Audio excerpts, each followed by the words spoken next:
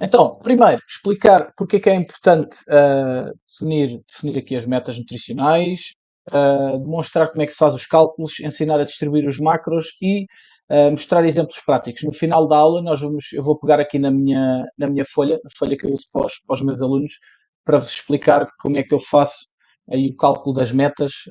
Depois vocês, não sei se já foram à descrição da comunidade, tem lá um link para vocês acederem a essa folha também, mas eu daqui a bocadinho eu já vou explicar um bocadinho sobre a folha. Então, primeiro, o que é que são metas nutricionais? Basicamente, são objetivos de nutrientes que nós temos que consumir diariamente.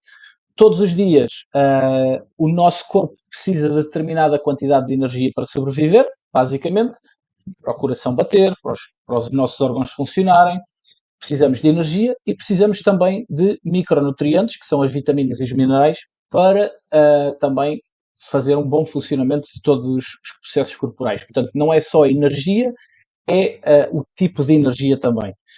Já vamos ver depois isso mais à frente. Porquê é que é importante? Essencialmente, primeiro, por uma questão de saúde, tá?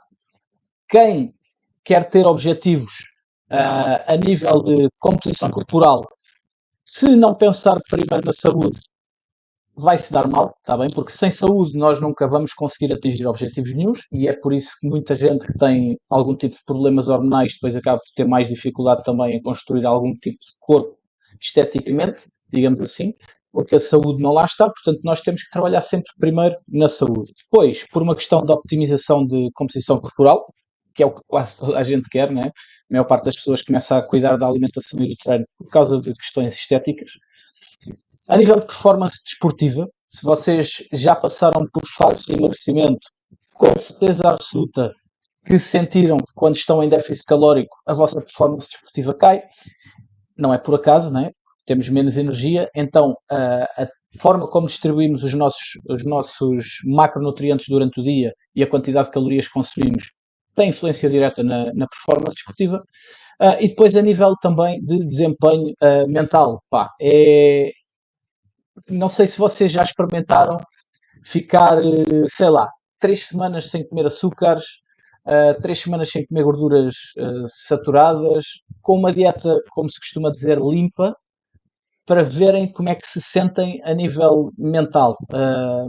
Não sei se já experimentaram fazê-lo, mas isto influencia diretamente a nossa parte cognitiva, o nosso foco, a nossa capacidade de concentração é influenciada diretamente pela nossa alimentação. Nós é que nem temos noção. Uma pessoa que está constantemente a comer açúcares, está constantemente a dar sinais ao nosso cérebro, uh, sinais de recompensa imediata. E isso, a nível de longo prazo, por questões mentais, digamos assim, acaba por nos prejudicar muito, porque nós começamos a habituar àquele tipo de recompensas, recompensas que são feitas na hora, ok? E muitas das vezes nós damos bem com isso a curto prazo, mas a longo prazo damos muito mal. Então, aqui a parte da alimentação tem muito, muito mesmo a ver com a parte mental da coisa, digamos assim. Necessidades calóricas diárias. Primeiro, energeticamente falando, tá? Como eu vos disse há pouco, nós temos uma determinada quantidade de energia que precisamos diariamente. Como é que nós calculamos essa energia? Primeiro, existe uma coisa que se chama taxa metabólica basal. Aqui. O que é a taxa metabólica basal? É a quantidade de calorias que o nosso corpo precisa para sobreviver. Tá? Para sobreviver, precisamos de determinada quantidade de calorias para fazer com que o coração bata, para fazer com que a respiração seja feita, com que o cérebro funcione, com que os rins funcionem, a digestão seja feita, nós precisamos de determinada quantidade de energia. Se juntarmos a essa taxa metabólica basal, que é a energia para sobreviver, à quantidade de atividade física que fazemos diariamente, nós vamos ter as nossas necessidades calóricas diárias. Ou seja, a quantidade de calorias que precisamos para manter o nosso corpo com o mesmo peso corporal. Ou seja, nós, se quisermos aumentar a quantidade de calorias que gastamos por dia, ou a quantidade de calorias que precisamos por dia, digamos assim, só temos uma hipótese, que é aumentar a atividade física diária, tá? Porque na taxa metabólica basal, nós, infelizmente, ou felizmente, não podemos fazer grande coisa. Ou seja, nós não podemos fazer com que Quer dizer, indiretamente podemos fazer com que o coração gaste mais calorias e os pulmões também. Mas o cérebro é muito difícil, os rins é muito difícil e por aí fora. Ok? Portanto, a nossa taxa metabólica basal, nós temos pouca influência direta nela, no entanto, a atividade física diária temos muita influência. E a atividade física nós podemos dividir em várias coisas. Em desportos, em prática desportiva, digamos assim, ou seja, atividades físicas programadas, como o ir ao ginásio, o ir andar de bicicleta, o ir jogar futebol com os amigos, ou aquelas atividades físicas que nós já fazemos no nosso dia a dia normal. O termos que acordar e termos que ir à casa de banho, o termos que ir a andar a pé até ao carro, o termos que subir as escadas para ir para o trabalho. Portanto, isso são tipos de atividades físicas que nós, quer queiramos, quer não, vamos, em princípio, ter que as fazer num dia normal. Mas nós podemos adicionar a isso atividade física programada, digamos assim, ok? E é importante que vocês tenham noção disso. E é por causa, muitas vezes por causa disto, é que nós vemos se calhar pessoas que dizem tu podes comer tudo o que queres que não engordas. Porquê? Porque se calhar eles trabalham, por exemplo, nas obras. E a trabalhar nas obras tem um gasto calórico desse tipo de atividade física brutal, que é muito maior do que uma pessoa que passa o dia todo sentado na secretária a trabalhar no computador, né? Então, é normal que essa pessoa que passa o dia todo no computador tenha um gasto calórico muito mais baixo. Não é porque tem uma genética má, é porque tem um gasto calórico de atividades físicas diárias muito baixo, ok? E isso pode ser uma estratégia para nós depois, mais para a frente, também gastarmos um pouco mais de calorias, que é incluir atividade física propositadamente. E é por isso que eu gosto tanto de usar a contagem de passos diários. Tá? É uma forma muito clara e muito objetiva de nós conseguirmos aumentar a nossa atividade física diária. Mas vá, isso não é para hoje. Métodos para estimar as calorias de manutenção.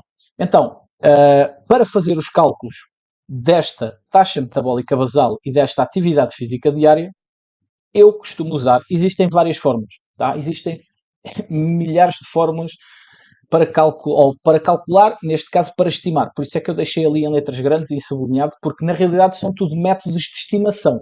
Nenhum deles é verdade absoluta. Todos eles são estimativas do que é que nós precisaríamos para termos as nossas calorias de manutenção, digamos assim. Então, eu uso esta equação do Milfin e Geoer para fazer a estimação. Mas existem várias formas. A fórmula é esta que está aqui em baixo, para os homens e para as mulheres.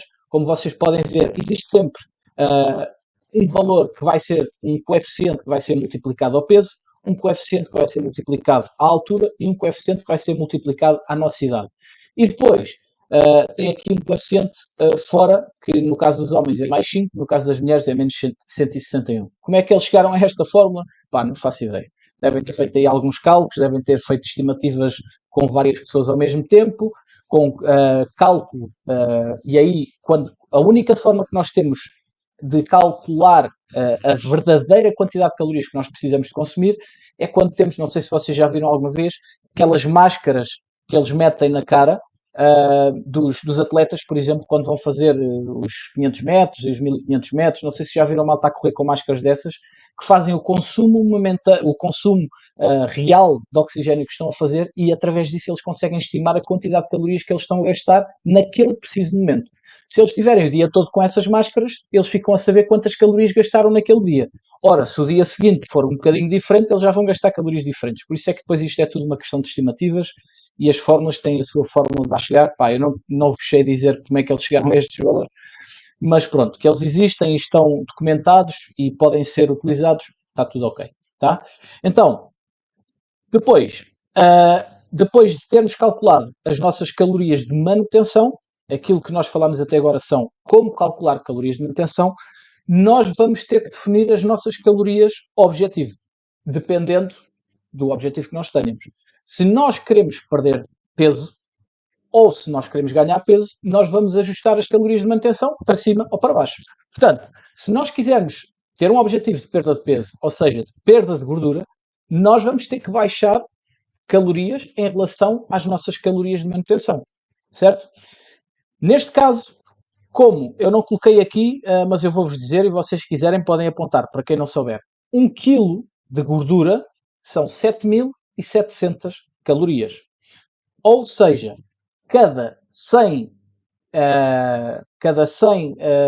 gramas são 770 calorias, certo? Estão a acompanhar? 1 kg de gordura são 7.700 calorias. 100 gramas de gordura são 770 calorias. Ora, um dia da semana tem 7 dias. Um dia da semana não. Uma semana tem 7 dias. Então, se tem 7 dias, nós vamos dividir os 770 calorias por 7. Quanto é que dá? 110. E é por isso que eu vos digo aqui que cada 110 calorias de déficit diário faz com que a gente perca 100 gramas de gordura por semana. Ok? Portanto, se o meu objetivo for perder 100 gramas de gordura por semana, o que eu tenho que fazer é vir aqui ao valor desta fórmula, ao valor que me deu esta fórmula, e retirar 100, 110 calorias.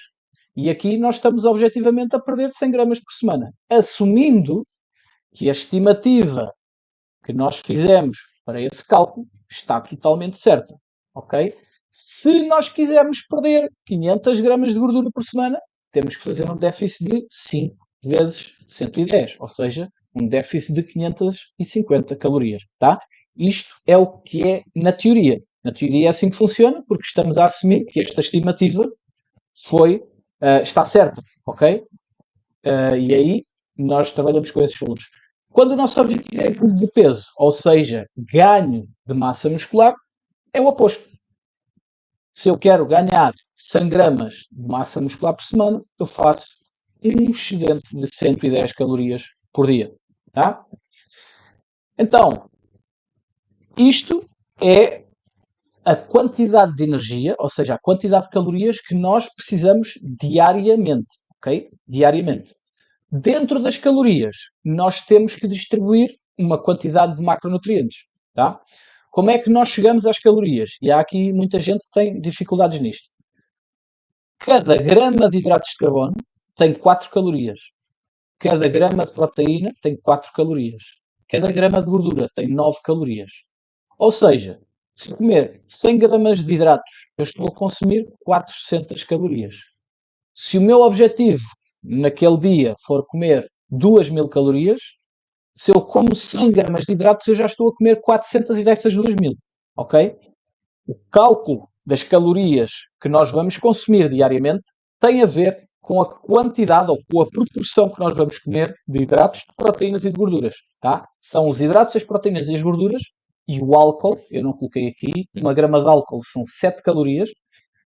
É a quantidade toda destes macronutrientes e do álcool que nós consumimos que nos vai dar a quantidade de calorias totais que consumimos naquele dia.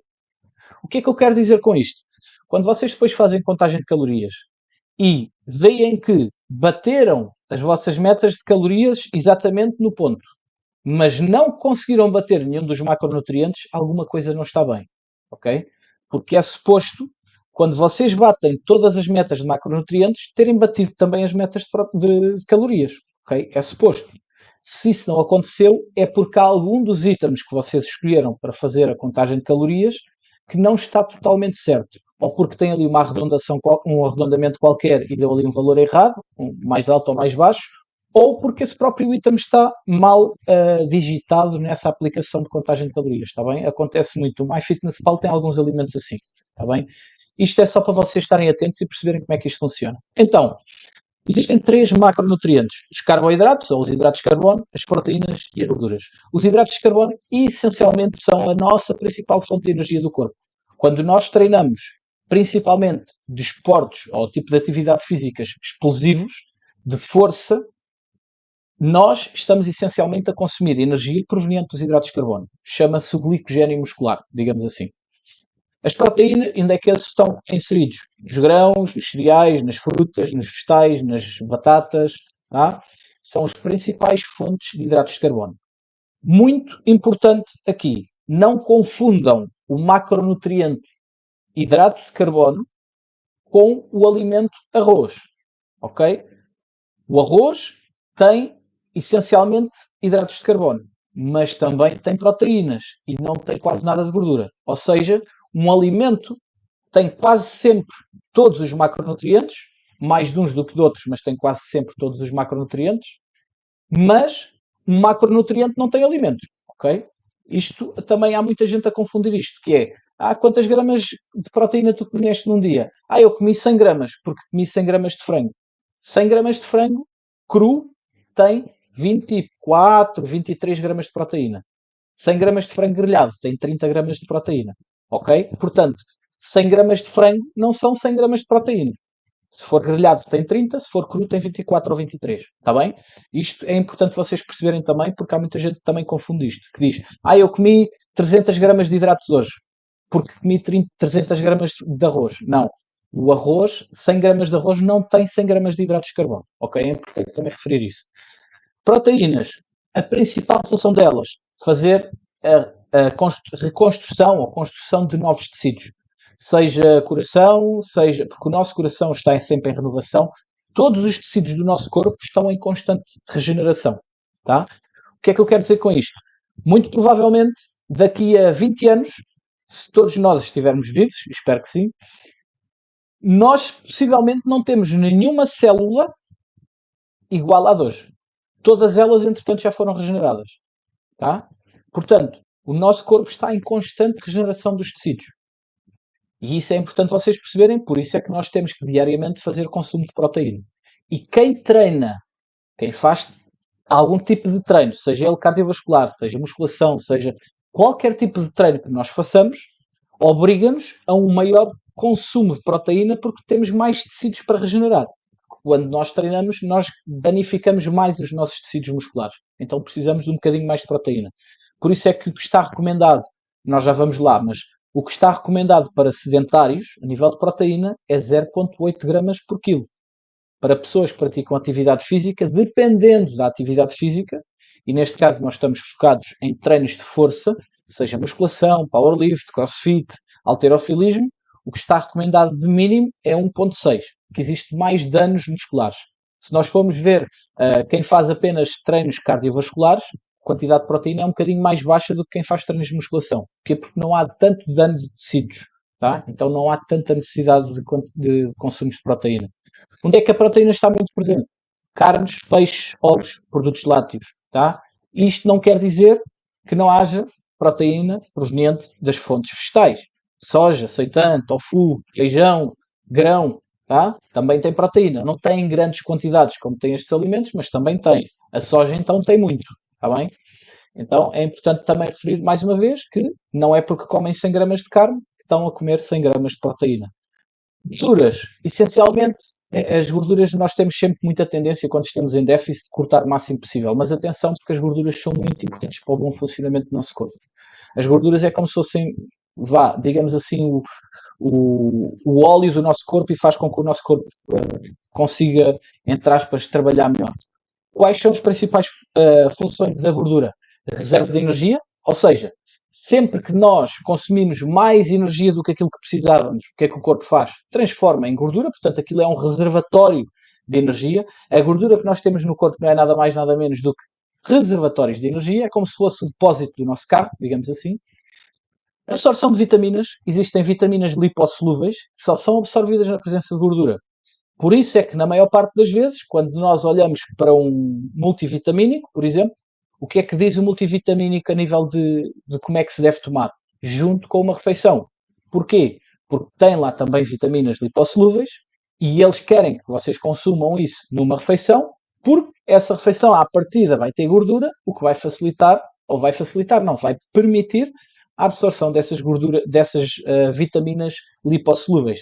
Caso contrário, elas entram no nosso corpo e não são absorvidas porque não há presença de gordura para as absorver, ok?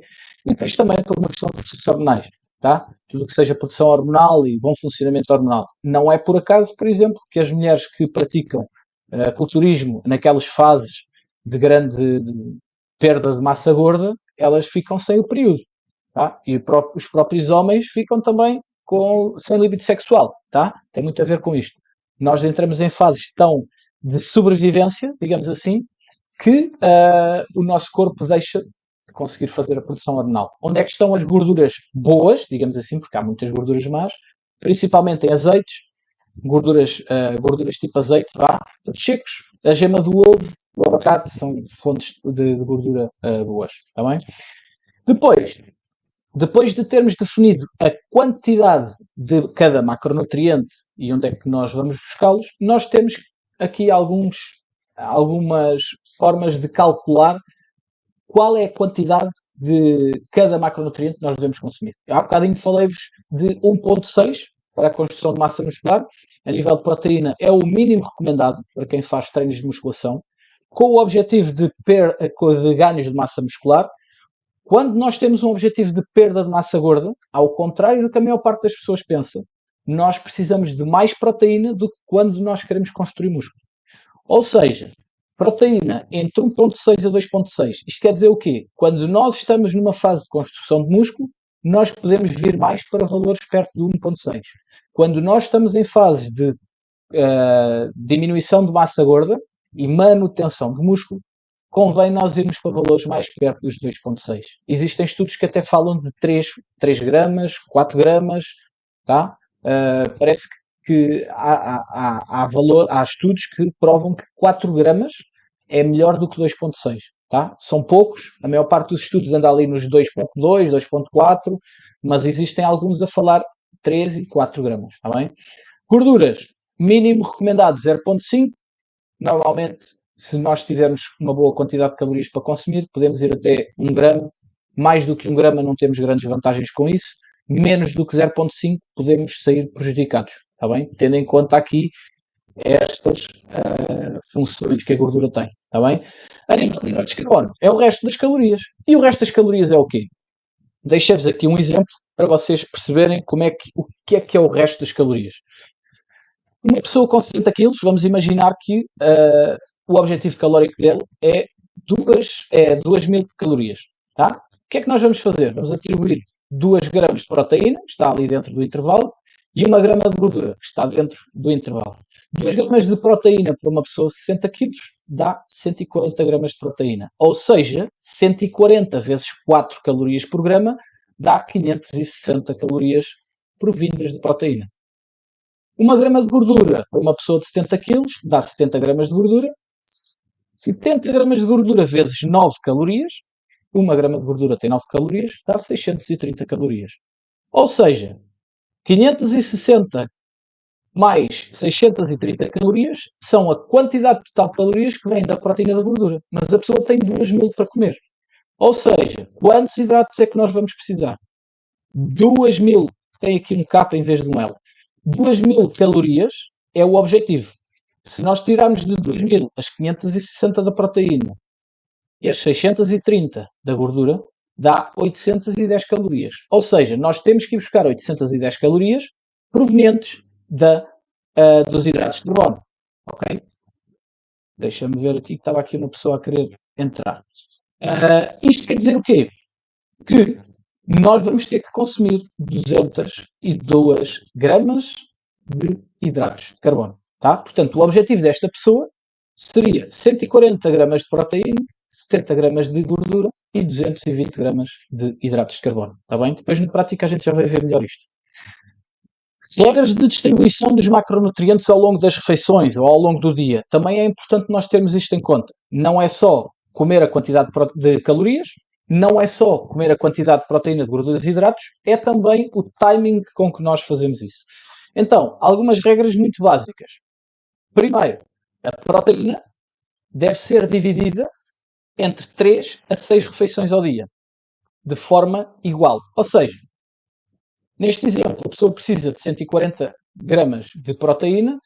Se a pessoa fizer 5 refeições, por exemplo, o que é que nós vamos fazer? Vamos pôr mais ou menos 30 gramas de proteína por cada uma das 5 refeições.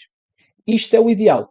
Dividir a proteína em quantidades iguais pelas várias refeições que nós vamos fazer. O ideal é fazer entre 3 a 6 refeições e em função da nossa disponibilidade para fazer as refeições, eu escolho fazer 4 refeições no dia, por exemplo, e o ideal é dividir, neste caso eu tinha dito 5, não é? Escolho fazer 5 refeições porque é o que me dá jeito, e nessas 5 refeições eu tenho que incluir 140 gramas de proteína, o que vai dar mais ou menos 30 gramas de proteína por cada refeição. Se eu conseguir fazer isso e conseguir ter as tais 5 refeições espaçadas pelo dia, melhor, ok? Isto porque, como eu vos disse há pouco, nós estamos constantemente a fazer regeneração dos tecidos, tá? estamos constantemente a precisar de proteínas a entrar na corrente sanguínea para fazer esse processo. Se nós, por isso é que, e este é um dos problemas do jejum intermitente, por exemplo, para quem quer, por exemplo, ganhar massa muscular ou manter a massa muscular. Se nós colocarmos a nossa janela de alimentação num período muito curto do dia, o que vai acontecer é que nós vamos estar um período muito grande do nosso dia sem acesso a proteína, ou seja, sem acesso à regeneração de tecidos. E quando não há regeneração de tecidos, esses tecidos vão ser utilizados como fonte de energia para o nosso corpo, ok? E vão ser perdidos, ou vão ter mais tendência a ser perdidos. Então é importante que a gente consiga espaçar as refeições durante o dia todo com a quantidade de proteína distribuída, tá? Gorduras. O que é que está recomendado a nível de gorduras? Evitar grandes quantidades de gorduras nas refeições antes do treino e depois do treino. Porquê? Porque a gordura atrasa um bocadinho a digestão e nós não vamos querer ir para o treino ainda a fazer a digestão. Não é confortável. Há pessoas que até se dão bem, e isto é uma regra que não é obrigatória, depende de pessoa para pessoa. Há pessoas que dão-se bem, há pessoas que não se dão bem, mas na dúvida, se conseguirem evitar a gordura nas refeições antes e depois do treino, melhor, metam nas refeições mais longe do treino. Normalmente ou ao jantar ou no pequeno almoço, por exemplo, dependendo depois também da hora que treinam. Está bem? Dar ênfase às gorduras saudáveis, como é óbvio, né? As gorduras, normalmente quando as gorduras são aquecidas a temperaturas altas, elas têm tendência a perder a sua qualidade e em transformar-se gorduras trans. As gorduras trans é o que existe muito nos bolos. Porquê? Porque são gorduras que são colocadas a altas temperaturas e elas perdem as suas qualidades nutricionais e tornam-se gorduras mais tóxicas para o nosso corpo, digamos assim. Então, são gorduras com menos qualidade nutricional, está bem? Então, é preferível evitá-las um pouco. Hidratos de carbono é o contrário das gorduras. Dar preferência aos hidratos de carbono na refeição antes e na refeição depois do treino, principalmente, e aqui é importante, principalmente se nós fizermos treinos bidiários. No meu caso, por exemplo, eu ando muito de bicicleta e faço treino de musculação. Eu hoje fui andar de bicicleta às 7 da manhã e treinei por volta das 11 horas. E acabei a minha bicicleta às 8 da manhã. O que é que seria o ideal para mim? Comer qualquer coisa antes de ir andar de bicicleta.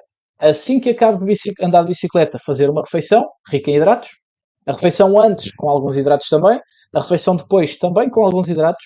E imediatamente antes do treino de musculação fazer também uma refeição com alguns hidratos. Isto permite-me o quê? Recuperar mais rapidamente da bicicleta que eu fiz e preparar-me energeticamente para o treino de musculação. Se eu não puser grande quantidade de hidratos naquelas refeições entre o treino de ciclismo e o treino de musculação, o que vai acontecer é que os meus estoques de glicogênio, que é o tal energia rápida, ficam mais em baixo e eu vou ter quebras no meu treino de musculação. E é aqui, esta é a altura, nós temos sempre tendência em dizer, e eu próprio que fiquei aqui, evitar açúcares. Os açúcares, a única altura em que eles fazem sentido é quando nós queremos recuperar energeticamente de um tipo de esforço físico rapidamente. Porquê? Porque eles são rapidamente incluídos na nossa corrente sanguínea, rapidamente vão ser absorvidos e rapidamente vão aumentar os nossos estoques de glicogênio. Está bem? Então, se eu quero recuperar, atenção, energeticamente, não é muscularmente, se eu quero recuperar energeticamente rápido, convém que eu consuma hidratos de carbono. Propositadamente. Não é por acaso que vocês veem os ciclistas, por exemplo, a comer aquele gel durante a prova e no fim da prova.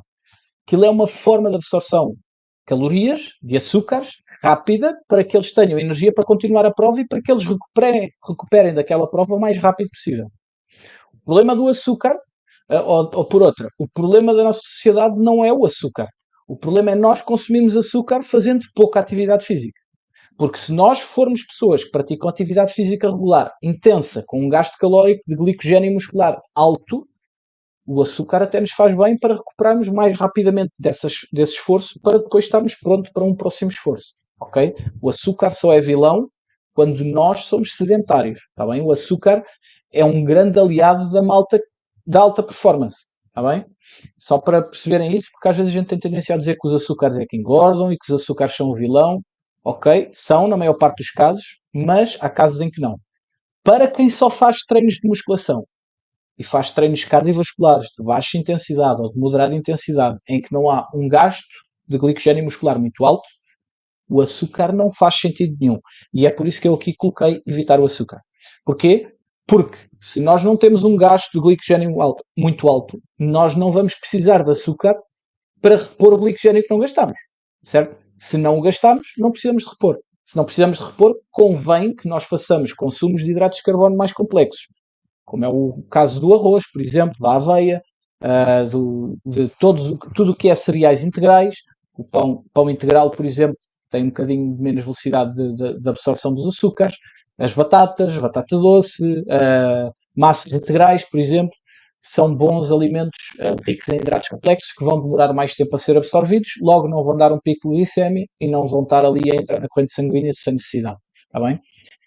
Mais coisas. Fibra. O que está recomendado é consumirmos 10 gramas de fibra por cada 1000 calorias.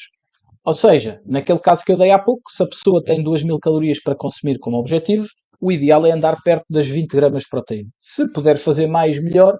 Menos não é tão bom. Porque a fibra é essencial para o bom funcionamento digestivo do nosso corpo. Está bem? A fibra tem mesmo esse... E além disso, principalmente para o pessoal que tem dificuldade em ir à casa de banho, a fibra é essencial, porque a fibra é que retém a água nas nossas fezes. E quando as fezes têm mais água, são mais facilmente evacuadas, está bem? Portanto, a fibra é muito importante para o bom funcionamento intestinal, para alimentar as nossas bactérias da flora intestinal e para reter água nas fezes para ser mais fácil evacuar. Objetivo diário de água, 35 ml por quilo de peso corporal, parece ser um bom valor para nós consumirmos a nível de água. Claro que isto é muito relativo e depende muito. Malta que sua mais durante o treino precisa de mais água, pessoas que vivem em ambientes mais úmidos precisam de mais água, a temperaturas mais altas precisam de mais água, pessoal que come alimentos muito secos, sem grande quantidade de água, precisa de mais água, porque nós podemos consumir água através dos alimentos. Se nós formos comer melancia, por exemplo, e tomate, é praticamente só água, ok? Portanto, claro que isto são valores de referência, mas dá para vocês perceberem a ideia. A nível de micronutrientes, é muito, mas muito difícil nós fazermos contagem de micronutrientes. Muito difícil. Então, o que é que eu vos recomendo a fazer? Utilizar aqui a regra dos 80-20, que é 80% das calorias que vocês consomem serem provenientes de alimentos ricos nutricionalmente. Ou seja, aqueles alimentos menos processados, mais saudáveis, mais limpos, digamos assim. Frutas, vegetais, carnes, peixes, ovos, produtos lácteos, o arroz, a massa, a batata, ok? O grão, o feijão. Alimentos mais saudáveis, que a gente, entre aspas, coloca na categoria de saudáveis, isso é sempre um bocado limitante para os alimentos, mas vá. Alimentos mais ricos nutricionalmente, 80% das nossas calorias. E podemos, não é devemos, é podemos fazer cerca de 20% das nossas calorias em alimentos menos bons. Dependendo da quantidade de calorias que nós temos para consumir por dia, estes 20% podem significar muitas calorias ou poucas. E é por isso que vocês, regularmente, se vocês veem o meu Instagram e as comidas que eu como, regularmente no final do dia eu tenho ali sempre umas quantas calorias para comer de porcaria, digamos assim. Eu neste momento estou a consumir como objetivo 3.300 calorias. Eu hoje consumi 400 calorias de batatas fritas, por exemplo. Batatas fritas e uma napolitana de chocolate. Ou seja, 400 calorias das minhas 3.300 foram em comidas menos boas. Mesmo assim não chega a ser os 20%. Para ser 20% teriam que ser quase 700 calorias. Tá? Isto para vos dizer o quê? Que é possível nós sermos flexíveis e saudáveis ao mesmo tempo. Podia ser melhor se eu fizesse 100% de alimentos saudáveis? Podia, com certeza. Iria conseguir ser consistente para o resto da minha vida a fazê-lo? Quase de certeza que não. E é por isso que é importante nós podermos ter algum tipo de flexibilidade na nossa dieta, porque, como eu costumo dizer, isto é para a vida. Não é para ter resultados em 6 meses e daqui a 6 meses esquecer tudo isto. Tá? Isto é uma coisa que tem que ser feita de forma consistente. Está bem? E pronto. Na prática, vamos imaginar aqui o caso da pessoa que eu falei há pouco. Uma pessoa com 70 quilos, tem 1,80 m, tem 35 anos. Vamos imaginar que é um homem. Portanto, não sei se vocês já foram ver a folha que eu vos deixei da minha folha Excel. Isto basicamente, aqui dentro, estão as tais fórmulas que nós vimos há pouco na apresentação, ok? Aquela tal de forma que é um coeficiente vezes o peso, um coeficiente vezes a altura, blá blá blá blá blá, nas mulheres e nos homens, está bem? A fórmula é diferente. Então, vamos imaginar um homem com 1,80 m, 70 kg e 35 anos de idade. E vamos colocar aqui o coeficiente de atividade física. Qual é o coeficiente? Vamos analisar aqui e vamos ver que isto é uma pessoa que é levemente ativo. Portanto, vamos pôr aqui 1,375. É o coeficiente do relativamente ativo. Vá. Levemente ativo. Então, o que é que vai dar aqui? Com estas características, uma pessoa com estas características, a estimativa da taxa, na realidade não é taxa metabólica basal, são calorias de manutenção. A estimativa das calorias de manutenção são 2.275. Tá? Então, vamos definir aqui o objetivo da pessoa e vamos dizer que a pessoa quer emagrecer. Então, o sujeito quer emagrecer. Vamos imaginar que ele quer perder por mês, 2 kg de gordura.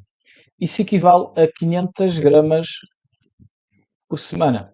Ou seja, vamos pôr aqui um déficit calórico de 550. Tínhamos visto há pouco 550. Um déficit calórico de 550. Isso quer dizer o quê? Que ele, em vez das 2.200 calorias que tinha aqui para consumir, ele passou a ter como objetivo 1.725.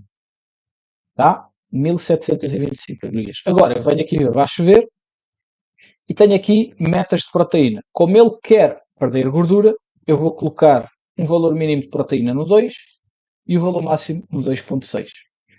Gordura no mínimo 0,5 e no máximo 1 grama de gordura. E agora vamos ver aqui que metas é que nós ficamos. Objetivo, calorias, 1.700 calorias. A proteína deve ficar entre 140 gramas a 180. A gordura deve ficar entre 35 a 70 e os hidratos é o resto. Ou seja, se nós consumirmos o máximo de proteína e o máximo de gordura, só podemos comer 90 gramas de gordura. Se nós consumirmos o mínimo de proteína e o mínimo de gordura, nós podemos consumir 213 de hidratos. Está bem? E agora entramos aqui numa coisa que é, normalmente as aplicações de contagem de calorias dão-nos apenas um valor fixo, não dá para nós escolhermos. Então, o que é que eu gosto de fazer com os meus alunos? Neste caso, ele quer emagrecer, nós definimos meta calorias 1.725, meta de proteína 180, meta de gordura 35 e o resto ficará nos hidratos, que há de ser mais ou menos aqui, talvez 140 gramas, mais ou menos 140, 150, há de ser o intermédio destes dois valores. E é depois nisso que nós vamos trabalhar. Se a pessoa houver um dia, lembrem-se que o objetivo que nós definimos foi 35 gramas de gordura. Se a pessoa houver um dia que consumiu 70 gramas de gordura, está tudo bem. O que vai acontecer é que ela vai ter que comer, em vez das 150 de gordura, de hidratos, vai ter que comer só 92. Ok? Porque nós aumentamos um dos macros, temos que descer o outro. Porque senão o que é que vai acontecer? As calorias vão subir. Lembrem-se, as calorias é a soma ou as multiplicações de toda a quantidade de proteína, gordura e hidratos que nós consumimos. Se nós temos a gordura no máximo, se temos a proteína no máximo, a gordura no máximo, os hidratos no máximo, não vai dar 1.700, vai dar mais. Está bem? Até podemos fazer aqui esta conta. O Excel é giro por causa disto. Se eu fizer este vezes 4, se eu fizer este vezes 9, e se eu fizer este vezes 4 outra vez, e se eu agora meter aqui a soma dos 3, dá 2.200 calorias. Ok? Não dá as 1.700. E vocês diziam assim, mas eu estou a cumprir as macros todas, porque eu estou a meter os 180, os 70 e os 213. Pois estás, por isso mesmo é que estás a comer mais do que devias.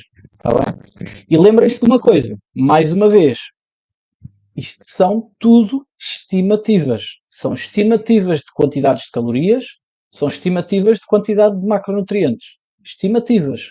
Não quer dizer que se vocês cumprirem isto à risca, no final de cada semana vão perder 550 gramas de gordura. Ou, neste caso, 500 gramas de gordura. Isto são estimativas. Ele até pode perder mais ou pode perder menos. Porquê? Porque estas características da pessoa, dependendo da genética, porque a genética aqui também conta, podem fazer com que este valor seja mais alto ou não. Nós podemos ter estimado mal o tipo de atividade física. Ele até podia ser, a gente considerou-o levemente ativo, mas ele pode ser considerado sedentário. Ou ser considerado intensidade moderada de atividade física. Está bem? Ou num dia ter muita atividade física, no outro não ter nada e haver ali uma média qualquer marada. Ok? Isto são tudo estimativas. Aí vocês viram, só porque eu aumentei para 1,55, olha o que é que deu, mais 300 calorias. Se eu meter aqui 1,2, ou seja, uma pessoa sedentária, só dá 140. Portanto, são diferenças. Tá?